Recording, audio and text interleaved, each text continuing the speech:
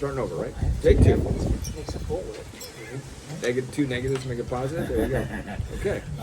Welcome everybody, Backyard Musings. We were just musing right now, broadcasting live from Apple Valley. I'm Steve. And I'm Scott. We're going to continue our segment on Signs of the Times. And we were talking about nation against nation, the last one, and kingdom against kingdom. The second clause of that verse 7, says, and there shall be famines, pestilences, and earthquakes in diverse places. So we're going to be talking about famines today. And to piggyback on that, Revelation 6, verses 5 through 8 says, and when he had opened the third seal, I heard the third beast say, come and see. And I beheld, and lo, a black horse, and he that sat on him had a pair of balances in his hand. And I heard a voice in the midst of the four beasts say, a measure of wheat for a penny, and 3 measures of barley for a penny. And see thou hurt not the oil and the wine. Verse 7, and when he had opened the fourth seal, I heard the voice of the fourth beast say, come and see. Verse 8, and I looked, and behold, a pale horse, and his name that sat on him was Death, and hell followed with him, and power was given unto them over the fourth part of the earth, to kill with sword, with hunger, and with death, and with the beasts of the earth. So we're witnessing the sword, for wars, right? And death, these famines that we're going to talk about today. So, I mean, that's what was that, the fourth seal? Yeah, the fourth seal or the fifth? Yeah, the fourth seal. Yeah. So, we're at least to the fourth seal, right? Because of Revelation 6, verse 8, we know that the Savior was speaking about the future and not the present when he was talking to his disciples. Right? A warning. Yeah, a warning. Yeah.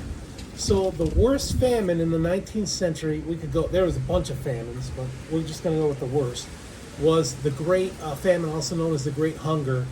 In Irish, it's Gorta Mór. The famine and the Irish potato famine was the period of starvation and disease in Ireland going from 1845 to 1852 that constituted a historical social crisis and subsequently a major impact on Irish society and history as a whole. There was a migration there too, right? Yeah, they got out of town, big right? migration. Yeah. It was like 20% to 25%, but in some cities it was like 70% left. We'll talk about that a little bit later. The most severely affected areas were the western and southern parts of Ireland, where the Irish language was dominant, and hence the period was known in Irish as a drogshol, which literally translates to the bad life and loosely translates to the hard times. Yeah. The worst year of the famine was 1847, which became known as Black 47. During the Great Hunger, roughly 1 million people died and more than 1 million more fled the country, causing the country's population to fall by 20 to 25%. That's huge. Yeah, in some towns it was 67% that it fell because of this migration between 1841 and 1871. Between 1845 and 1855, at least 2.1 million left Ireland, primarily on packet ships, but also on steamboats and barks, one of the greatest exoduses from a single island in history. Crazy. Yeah, it is crazy. Crazy. So, but it could repeat itself, right? Yeah, it could. It could. So this was kind of shocking. I didn't know. I really didn't know. The worst famine in the 20th century was the Great Chinese Famine, right? That occurred between 1959 and 1961, right after the communists took over. They killed people, right? In the People's Republic of China. Some scholars have also included the years 58 to 62. It is widely regarded as the deadliest famine and one of the greatest man-made disasters in human history, with an estimated death toll due to starvation that ranges in the tens of millions, from 15 to 55 million. That is just staggering. Huge number. Staggering. The most stricken province were Anhui, Chongqing, Sichuan, Guizhou, and Hunan. It's all good Chinese meals. Sichuan Chinese? Yeah. Huh. Well, what did they do with all those bodies? I don't know. My gosh. That itself That's could have crazy. caused a plague. Plague, yeah, exactly. Yeah. Just crazy. The major contributing factors in the famine were the policies of the Great Leap Forward. That's Chairman Mao's Great Leap Forward, which was actually a great culling. I would say a great culling. And people. He was a bad guy. Yeah, and people's communes. He was a bad guy. launched by chairman of the Chinese Communist Party, Mao Zedong, such as inefficient distribution of food within the nation's planned economy, requiring the use of poor agricultural techniques, the Four Pests campaign that reduced sparrow populations, which disrupted the ecosystem, they mess with the ecosystem, over-reporting of grain production, and ordering millions of farmers to switch to iron and steel production. Just to switch. During the Tell me how that works. You go from growing crops. I don't get that, but it's anyway. the communist regime tells you Yeah. what to do. That's what Yeah. that's what it was. Exactly. They tell you what to do, and you do it. So during the 7,000 cadres conference in early 1962, Liu Xiao, then president of China, formally attributed 30% of the famine to natural disasters and 70% to man-made errors.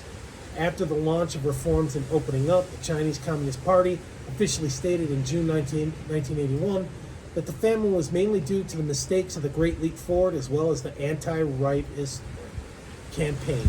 So they bagged on Mao. They bagged on Mao, but also Wow, the that's- right.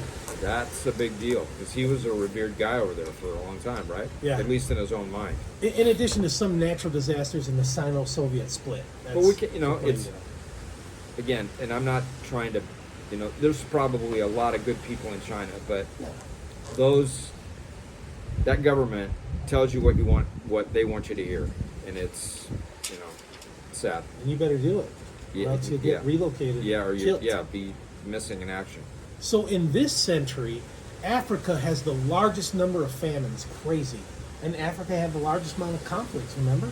We were just talking Right? about it. Genocides. The right? Sahel, 13 million people. The Sudan, 23.5 million people starving. Somalia, 6 million people. Ethiopia, 4 million people. And the Democratic Republic of Congo, 26 million people. Add that all up. That's a lot of million people. So we're going to talk about, do we have time? I don't know if we have time. So the Democratic Republic of Congo, Afghanistan, 19.9 million, and Yemen, 17 million. All those places had conflicts, right? Right. I don't know that we have Still enough going time. on. Still conflicts, right? Yeah, let's do it. It might go past 10 minutes. Let's Yeah, do that's it. fine. Let's do it. Okay, the Democratic Republic of Congo is the world's largest hunger crisis fueled by over 25 years of conflict and endemic poverty. 26 million people, about the population of Texas, are severely hungry today, and over 5 million people have been displaced from their homes. From climate shocks and pest infestations to Ebola outbreaks and the economic impacts of COVID-19, the Congolese people's resilience has been tested at every turn. All those conflicts, yeah. And and they don't have any place to go, right? It's not like they can just go somewhere. Yeah. They're stuck there because of their economic situations. Okay, Afghanistan. When international troops withdrew from Afghanistan in August 2021, that was disastrous. It was. Blood on Biden's hands. The government quickly collapsed. The lives of Afghan families were thrown into chaos as the economy went into free fall. This, in addition to the takeover of the country by Taliban forces, meant homes were no longer safe and entire communities were cut from essential services due to conflict. Today, 19.9 million Afghans, nearly half the population, are severely hungry. 1 million children and women are severely malnourished. I was there. It's mostly mountains in Afghanistan. Right. Just Rugged- the outside. rugged mountains. Yeah, just the outside has got fertile areas, flat areas where you can farm. And they grow Poppies. poppies. Poppies. Opium capital Opium. of Instead of the corn world, and right? wheat. Yeah. So why are the world not getting on board with those people? In all these places. What do you mean? Getting on board? I mean, trying to help them. Yeah, trying to help them. I mean, I'm sure there are. There are people and organizations that are trying Probably to do that. the WHO is trying to But you don't organize hear that. about this stuff. Yeah, you know? don't. This is eye-opening. It is. Doing this, It was really is. eye-opening. It is. Doing this research. Yemen. For the past 8 years, Yemen has been caught in a complex civil war that has created a devastating humanitarian emergency. Between 2021 and 2022, the number of Yemenis facing severe hunger increased by over 1 million, coming out to a record high of 17 million people who don't know where their next meal will come from. Many families survive on nothing more than bread and sweetened tea as rising prices push nutrition nutritious foods out of reach. Malnutrition rates for the Yemeni women and children are among the highest in the world. Crazy. Crazy. Conflict, yeah. How sad. Syria. 12 years of conflict have pushed more than 12 million Syrians into hunger and forced nearly 13 million from their homes. Today, Syrian refugees are the world's largest displaced population. A severe economic downturn, the declining value of the Syrian pound, and the lingering impacts of COVID-19 are forcing families who remain within the country's borders to choose between buying food, fuel, or medicine. Okay, It's crazy. So we got Bashar Assad over there running the show, right? Yep. Hasn't been booted out. Nope. They for whatever reason they can't boot him out. They can't overthrow him. Well, And- he's being propped up by the Russians. by Putin, and probably other people too, right? Yeah. Probably around. Yeah. So why? I imagine he's not starving, No. and the folks that hang with him are not starving. No. Just like That- North Korea, Kim, he's not starving. He's Exactly, fat. He's fat. exactly. His largeness. Yeah, that's just a sad situation. Yeah, and North Korea is famine too. I didn't even mention that either. North Korea, they had starvations in the 80s. Crazy. Yeah. Well, it's still. It is. It's So- two totally different countries. I mean, where there's conflict, you're finding people that are hungry. They're getting displaced. You know, they're not focusing on farming. They're focusing on killing each other. So it is eye-opening. So tomorrow we're going to be talking about pestilences, which is different. That's like pests destroying crops.